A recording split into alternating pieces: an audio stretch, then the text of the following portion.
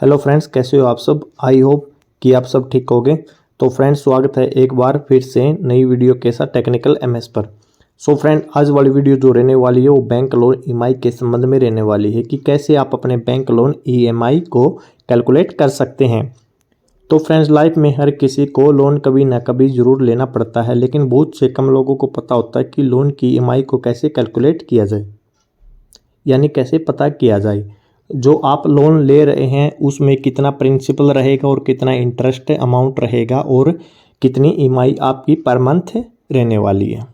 So guys, मैं विकास जो आज मैं आपको सिंपल किसी भी लोन की ईएमआई को कैसे कैलकुलेट कर सकते हैं वो बताने वाला हूं। तो चलिए शुरू करते हैं वीडियो। ईएमआई कैलकुलेट करने के लिए एक एप्लीकेशन डाउनलोड कर लेना होगा जो प्ले स्टोर से आपको आसानी से मिल जाएगा।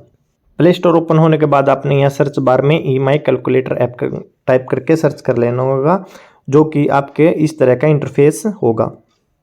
सो फ्रेंड्स, आपने ईएमआई कैलकुलेटर ऐप को अपने फ़ोन में इंस्टॉल कर लेना होगा, जो मैंने पहले ही अपने फ़ोन में इंस्टॉल कर रखा है। ओपन करते ही आपको इस तरह का इंटरफेस ओपन होगा। तो आपको यहाँ बहुत से ऑप्शन देखने को मिलेंगे, तो आपने यहाँ फर्स्ट में ही ईएमआई पर क्लिक कर लेना होगा। ईएमआई पर क्लिक करते ही आपने यहाँ पर अमाउंट डालना है, कितना अमाउंट का लोन ले रहे हैं।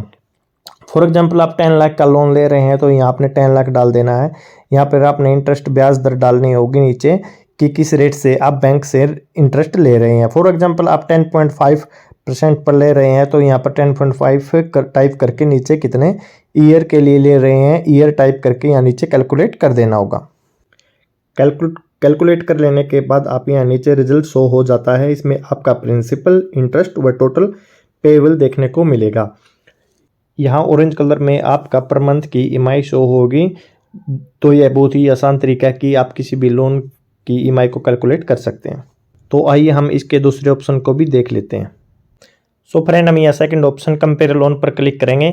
यहाँ हम जानेंगे कि अलग अलग दो बैंकों के अमाउंट पर अलग अलग इंटरेस्ट रेट से क्या हमारी ईएमआई व टोटल कितना प्रिंसिपल रहने वाला है।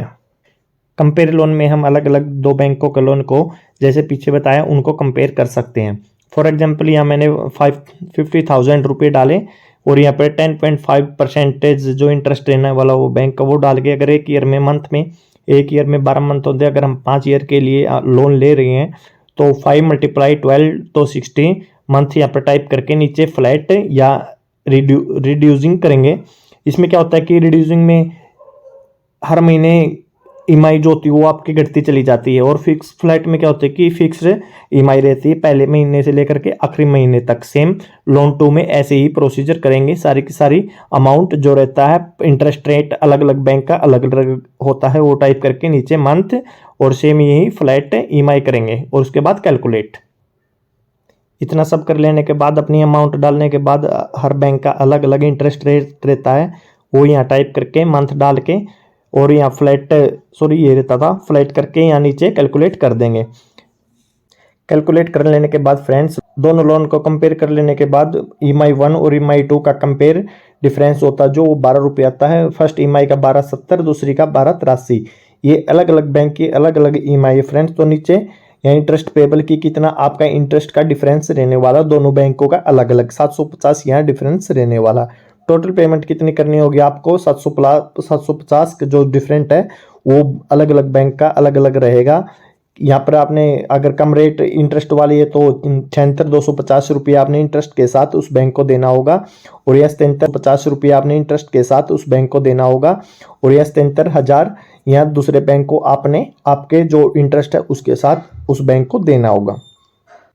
सो फ्रेंड, यहाँ नीचे एक और मेन ऑप्शन रहने वाला है जो डॉक्यूमेंट रिक्वायर्ड है, वो सैलरीड के लिए क्या क्या डॉक्यूमेंट रहने वाले हैं या बिजनेसमैन के लिए क्या क्या डॉक्यूमेंट रहने वाले हैं। केवाईसी के लिए आपके यहाँ बिजनेस सैलरीड मैन के लिए pan card, 2 photograph, resident address में कोई भी एक आईडी दे सकते हैं, पासपोर्ट, ड्राइविंग, आधार, गवर्नमेंट आईडी, ये सब दे सकते हैं। इनकम में आपने यहाँ पर सैलरी स्लिप जो आपके पिछले 3 लास्ट मंथ की रहती है, यहाँ 60 फॉर्म देना होगा, बैंक की स्टेटमेंट देनी होगी। अदर डॉक्यूमेंट में यहाँ नीचे शो किए गए हैं। ऐसे ही सेम यहाँ बिजनेस डॉक्यूमेंट के रहने वाले जो यहाँ पर हैं इस तरह से आपके सामने फेस हो रहे हैं।